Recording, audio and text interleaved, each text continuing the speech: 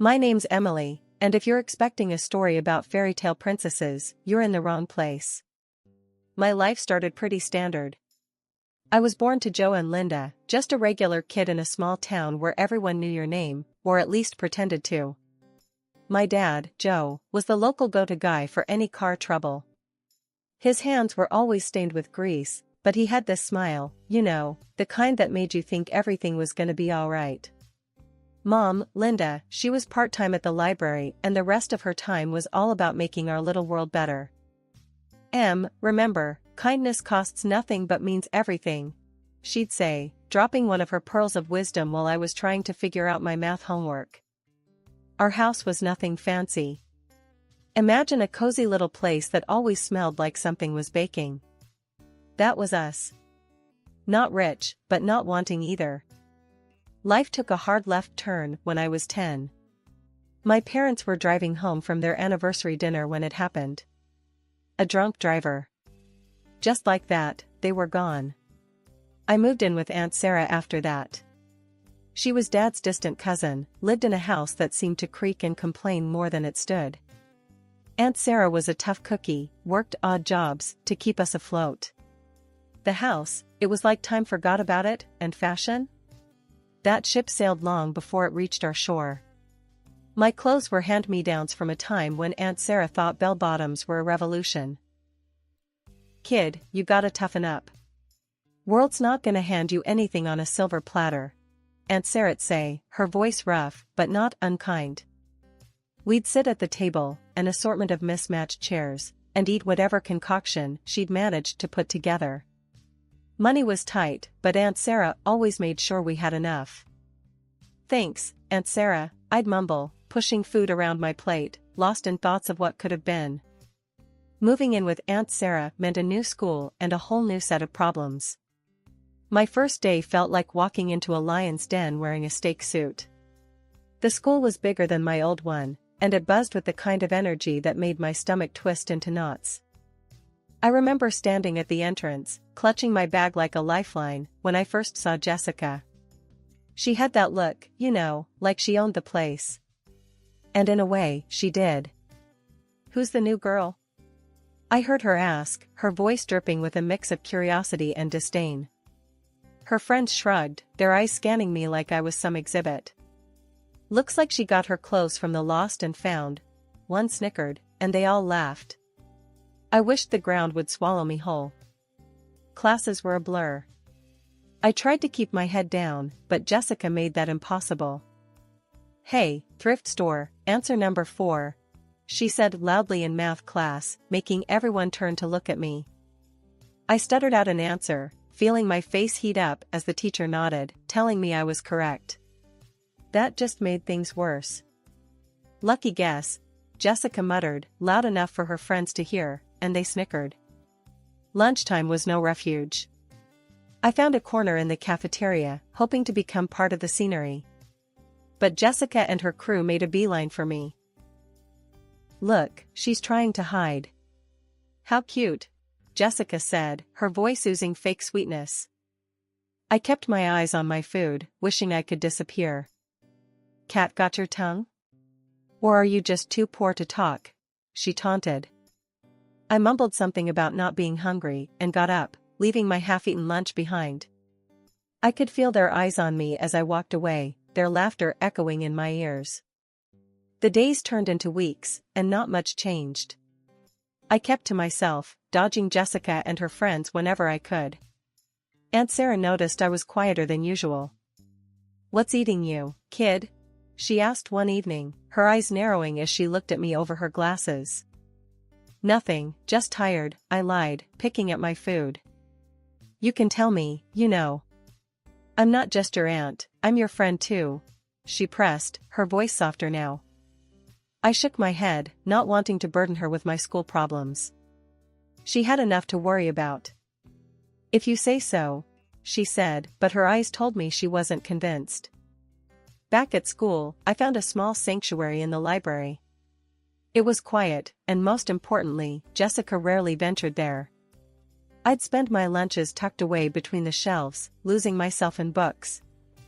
One day, while I was reading, a boy from my class, Tom, walked in. He was quiet, not one of Jessica's crowd, but not exactly an outcast either. "Hey, you're Emily, right?" he asked, his voice cautious. I nodded, surprised he knew my name. "I've seen how Jessica and her friends treat you. It's not cool," he said, looking genuinely concerned. I shrugged, not sure what to say. No one had acknowledged the bullying before, let alone sympathized with me. "You shouldn't let them get to you. They're just bored and mean," he added, pulling a book from the shelf. Tom's words were a small comfort in the storm that was my school life. It was nice to know not everyone was against me, even if it didn't stop Jessica's taunts.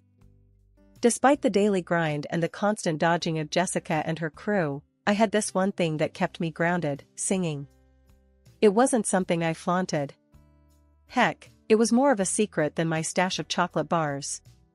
Singing was my escape, a way to let out everything bottled up inside without making a mess.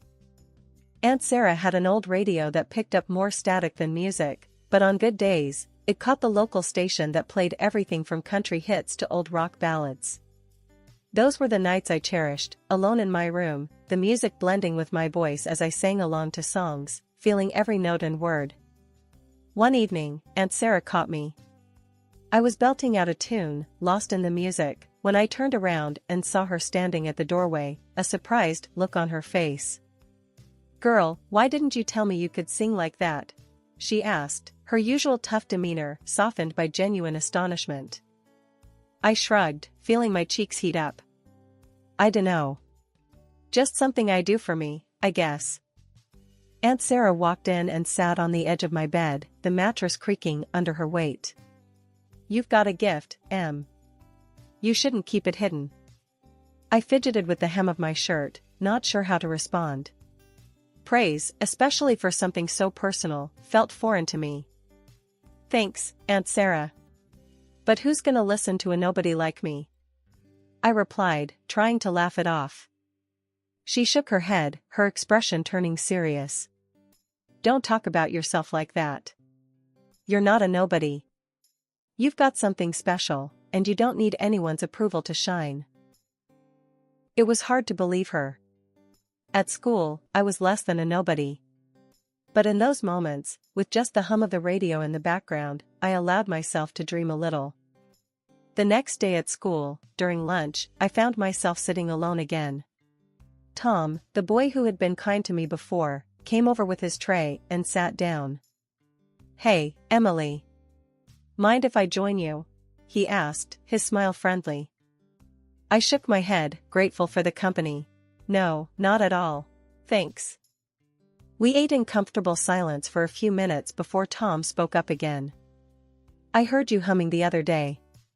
You've got a nice voice," he said casually, picking at his food. I felt my face go red. "Oh, that. It's nothing, really. Just humming." Tom looked at me, his eyes earnest. "You should give yourself more credit. I think you're really good." I laughed nervously, not used to the attention. "Thanks, but I'm not sure singing in the school hall counts as really good." He shrugged, a grin playing on his lips. "Maybe not, but it's a start. Ever think about joining the school choir or something?" As I made my way to class, his words echoed in my head. Maybe it was time to stop hiding. But old habits die hard, and my courage wasn't ready to stand up to Jessica's scrutiny, let alone a crowd. After high school, my path didn't lead to college or some grand adventure. Instead, I landed a job as a cleaner in one of those fancy office buildings downtown. The kind with glass doors so shiny, you'd hesitate to touch them for fear of leaving a smudge. It was a world away from anything I'd known, filled with people who carried themselves like they were the main characters in a movie where I'd be lucky to get a walk-on part. The job was straightforward: show up before dawn, clean until the offices began to fill, and then vanish before I became too visible. It was as if I moved in a parallel universe, one where I was a ghost, seen but not acknowledged. Days turned into weeks, and the routine became my life. Wake up, clean, go home, and then do it all over again. The interactions with the office workers were minimal. One evening, Aunt Sarah noticed my quiet contemplation over dinner. She had that way of looking at you, like she could read all the things you didn't say out loud. "What's on your mind, Em?" she asked, her voice cutting through the silence of our small kitchen. "Just thinking about work," I replied, pushing my food around the plate. "Anything specific?" "You've been quiet lately, quieter than usual," she prodded, her eyes sharp and concerned. I sighed, not sure how to explain the loneliness of being unseen or the strange comfort I found in that brief moment of acknowledgement. "It's nothing, really. Just, sometimes, I feel like a ghost there." Aunt Sarah frowned, putting her fork down. "You're no ghost, Emily. You're real, and you matter. Don't let how those folks treat you make you feel any less." Her grip was firm, grounding. It reminded me of the strength I'd forgotten I had. Maybe I was a ghost in that office, but to Aunt Sarah, I was as real as it gets. And maybe, just maybe, that was enough to start changing how I saw myself. Life as a cleaner in a high-rise filled with the city's movers and shakers wasn't exactly what I had dreamt of as a kid.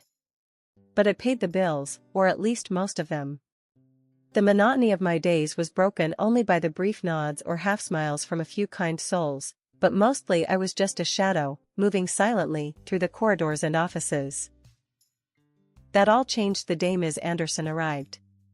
She was the new director of the company, a position that usually meant more suits, more demands, and less recognition for someone like me. Except, Ms. Anderson wasn't like the rest. It was late, another long day of scrubbing and cleaning, when I first met her. I was emptying trash bins in the deserted offices when she walked in. Most would have just passed by without a word, but not Ms. Anderson. "Working late, I see. Thank you for keeping this place spotless," she said, her voice warm and appreciative. I almost dropped the trash bag in surprise. "Oh, no problem. It's just, my job, you know?" She smiled, a genuine one that reached her eyes. "Yes, but it's hard work, and I want you to know it doesn't go unnoticed." I didn't know what to say. No one had ever thanked me like that before, especially not someone in her position. Thank you, Ms. Anderson. That means a lot," I managed, feeling my cheeks heat up. She nodded, then glanced at her watch. "Late hours, huh? Must be tough balancing life with such a demanding schedule." I shrugged, a bit uncomfortable with the attention. "It's okay. Gotta do what you gotta do, right?" Ms. Anderson's expression softened. "True. But everyone deserves a break now and then. How about we work out a more flexible schedule for you? Maybe split your time between here and the store next door? They're looking for someone, and it could be a good opportunity for you to earn a bit more without stretching yourself too thin." I blinked, surprised by her offer. "Really? That would be amazing, Ms. Anderson. Thank you." She smiled. "It's settled then. I'll speak to the store manager tomorrow. Don't thank me yet, though. You earned this." Walking home that night, I felt lighter than I had in months. Ms. Anderson's kindness was a beacon in the fog that had become my life. For the first time in a long while, I felt seen. The next few weeks were a whirlwind. Working 2 jobs was tiring, but the change in routine was refreshing. With the extra money, I allowed myself the luxury of buying some new clothes and even got a haircut. It wasn't much, but it made a world of difference in how I saw myself and, apparently, how others saw me too. The first day I walked into the office with my new look, I caught a few surprised glances from my coworkers. Even the stoic Mr. Jenkins, who barely ever acknowledged anyone, did a double take. "Emily, is that you? You look different," he said, his usual gruff tone tinged with something like respect. I smiled, feeling a newfound confidence. "Yeah, it's me. Just thought it was time for a change." "Well, it suits you. Keep up the good work," he replied, before heading into his office. Those few words, simple as they were, felt like a victory. I was still the same Emily, but for once, I didn't feel invisible. Working those night shifts turned into something special for me, like I'd found a little slice of freedom where I could just be me, singing my heart out in the empty corridors. The acoustics in that place? Unreal. It felt like singing inside a grand cathedral, except it was just an office building after everyone had gone home. One night, while I was lost in the music, belting out tunes as I mopped, I didn't realize I wasn't alone. The boss, Ms. Anderson, was also a night owl, preferring the quiet of the office to get her work done. She stumbled upon me mid-chorus and was, to my surprise, blown away. "Emily, that was incredible," she said, her eyes wide with what I could only guess was genuine amazement. I nearly jumped out of my skin, embarrassed to be caught like that. "Oh, shoot. I'm sorry, Ms. Anderson. I didn't think anyone was here." "I'll, keep it down." "No, don't you dare," she insisted, her voice firm but kind. "You've got something special, Emily. Ever thought about auditioning? Like, for real?" The thought had crossed my mind, sure, but fear always had a way of keeping me grounded. "No way," I laughed it off. It's just for fun, you know?" But Ms. Anderson wasn't having any of my excuses. "You need to do something with that voice. It's too good to be hidden away in here." I appreciated her words, but my nerves weren't ready for that kind of leap. "Thanks, but I don't think I'm cut out for that sort of thing." Fast forward to another late shift, and there I was, humming away, thinking I was alone again. Suddenly, this enthusiastic voice breaks through. "Wow. That voice. You've got talent." I spun around, heart racing, to see this guy with the kindest eyes giving me the biggest grin. I was mortified, my face must have been 50 shades of red. Before I could bolt, Ms. Anderson popped out from her office. "Emily, meet my brother, the music producer. I told you I had a surprise for you." Her brother, huh? This was her idea of a surprise? My knees felt like jelly. He stepped forward, all smiles. "That was something else, hearing you sing. How about you come audition at my studio? There's no pressure, but I think you've got something worth exploring." My brain was screaming, "Run," but something in his gaze, so warm and encouraging, made me pause. I don't know," I stammered. "I've never done anything like that before." Ms. Anderson nudged me gently. "What's there to lose, Emily? Give it a shot." Standing there, between my boss and her brother, something clicked. Maybe it was time to step out of the shadows, to see what I could do if I let go of the fear. "Okay," I finally said, my voice barely above a whisper. "I'll try."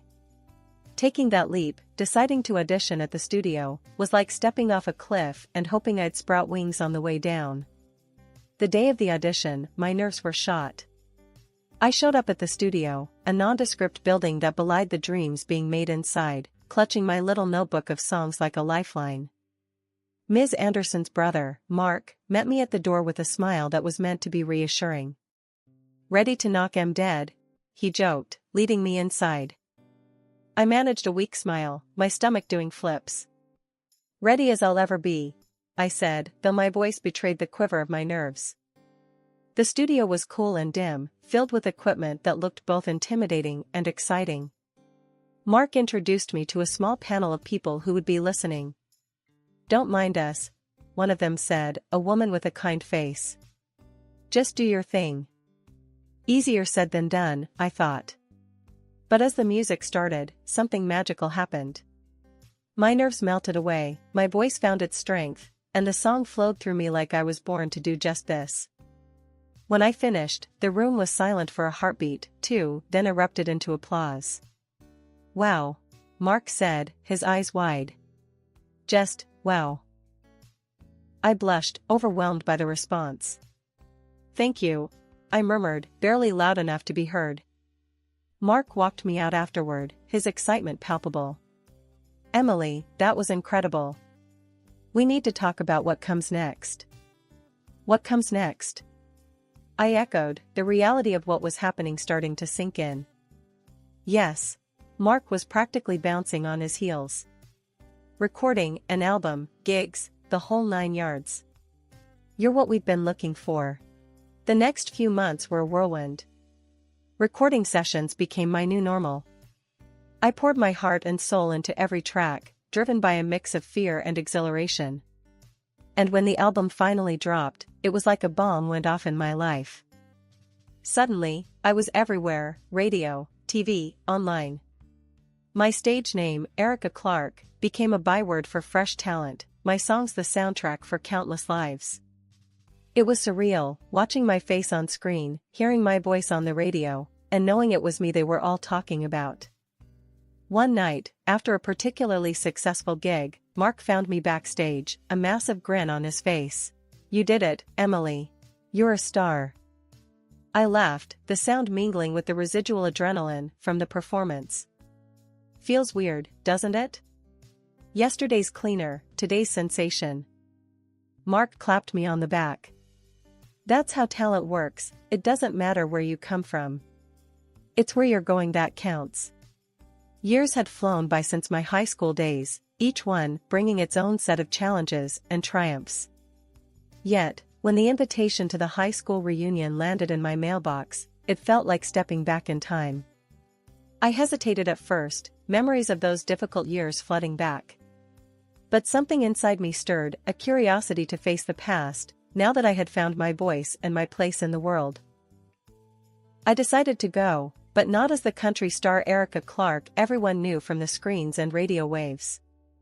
Instead, I slipped back into my old, simpler clothes, the ones that reminded me of where I came from. It was my way of testing the waters, to see if perceptions had changed, to see if I had truly moved beyond the girl I once was. Walking into the reunion, the buzz of conversation and laughter hit me like a wave. I scanned the room, recognizing faces that had aged but remained the same in so many ways. And then I saw her, Jessica, the queen bee of my teenage years, surrounded by a familiar crowd. "Emily? Is that you?" she asked, her tone dripping with the same condescension I remembered all too well. "Heard you've been cleaning up, literally. Still playing with mops and buckets?" The crowd around her laughed, a harsh sound that once would have made me shrink. But I stood my ground, feeling a smile spread across my face.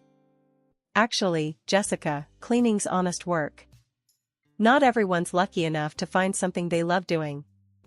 A murmur of surprise rippled through the onlookers. Jessica's smile faltered, her eyes searching mine for a hint of the girl she used to torment. "She didn't find her." "And what about you, Emily? Any dreams come true, or are you still living in your fantasy world?" she prodded, her voice laced with mock concern. Before I could answer, the room's attention was diverted to the entrance. Mark, my producer and now husband, walked in, his presence commanding and assured. The room went silent, every pair of eyes turning to him, then back to me in disbelief. "Sorry I'm late, love," Mark said, his voice carrying easily over the sudden quiet, reaching for my hand. "Traffic was a nightmare." Jessica's mouth hung open, her composure slipping. "Mark Anderson? A famous music producer?" "Your husband," she managed to squeak out, her eyes wide. "Yes, my husband," I replied, my voice steady and clear. "And my partner in more ways than one."